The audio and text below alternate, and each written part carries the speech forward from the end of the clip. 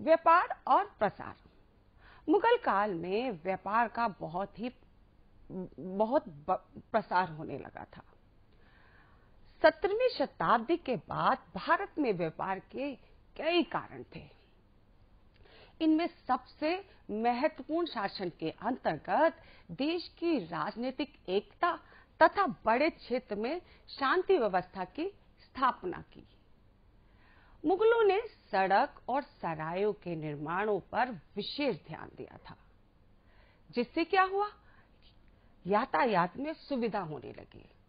अब जब यातायात में सुविधा होने लगी तो व्यापार भी बढ़ने लगा, उसका प्रसार होने लगा।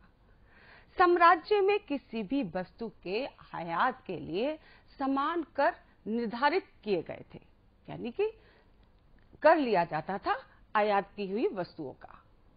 मुगलों ने शुद्ध चांदी के रुपयों का प्रचलन आरंभ किया था और सारे भारत में ही नहीं वरन विदेशों में भी इन शुद्ध चांदी के सिक्कों की मान्यता थी।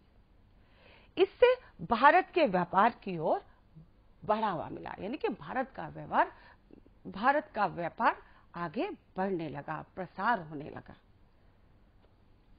कपड़े का व्यापार।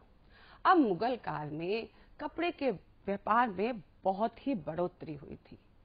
इस काल में भारत में महत्वपूर्ण व्यवसाय कपड़ा बना, यानी कि बढ़ोतरी हुई थी, प्रसार हुआ था, तो महत्वपूर्ण व्यवसाय भी कपड़ा बन गया। सूती कपड़े तैयार करने के लिए केंद्र देश भर में थे। सारे देश में सूती वस्त्र को तैयार किया जाता था और इसमें से प्रमुख केंद्र थे गुजरात में पाटन, उत्तर प्रदेश में बनारस और जौनपुर, बिहार में पटना और उड़ीसा एवं बंगाल। ये सूती वस्त्र के प्रमुख केंद्र थे जहां से व्यवसाय होता था। अब ढाका जो है, ढाका जिला था, वो विशेष रूप से मलमल के महीन कपड़े के लिए प्रसिद्ध था, जो आज भी बहुत प्रसिद्ध है। कपड़ों को रंगने का जो व्यवसाय था उसका भी विकास हो रहा था, उन्नति हो रही थी।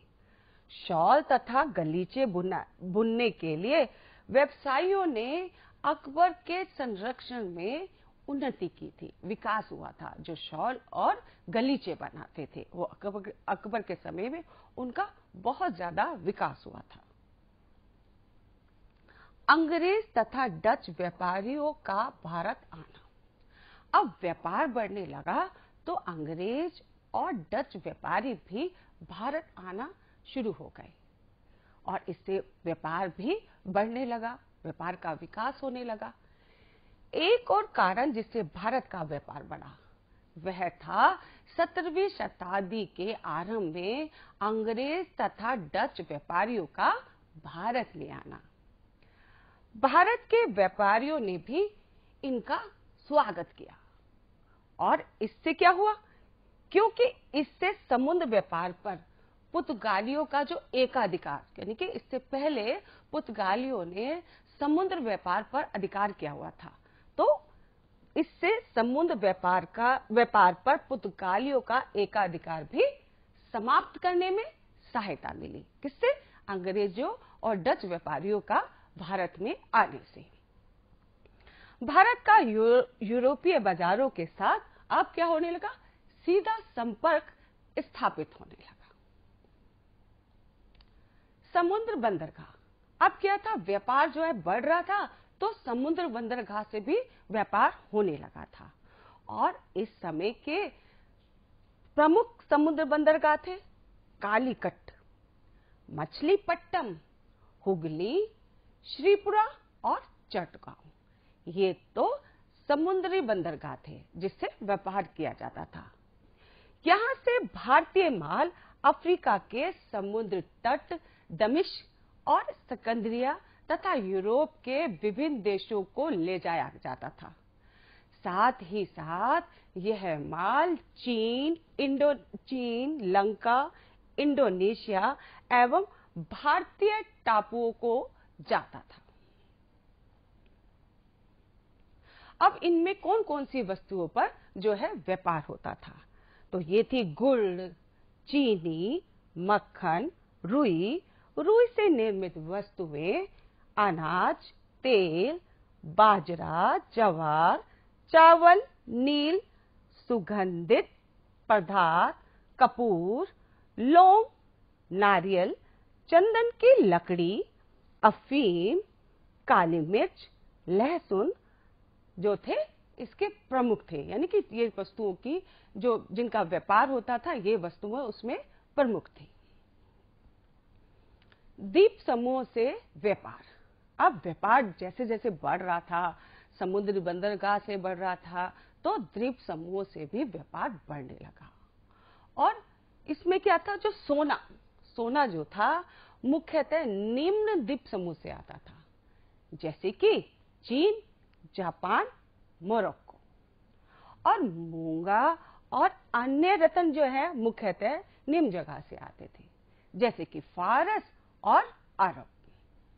पारा जो है लिस्बन से आता था और यूरोप से आता था, यानी कि यूरोप से भी व्यापार बढ़ रहा था, तो यूरोप से आता था सीसा, ऊनी वस्त्र, सिल्क और क्या, साटन के कपड़े।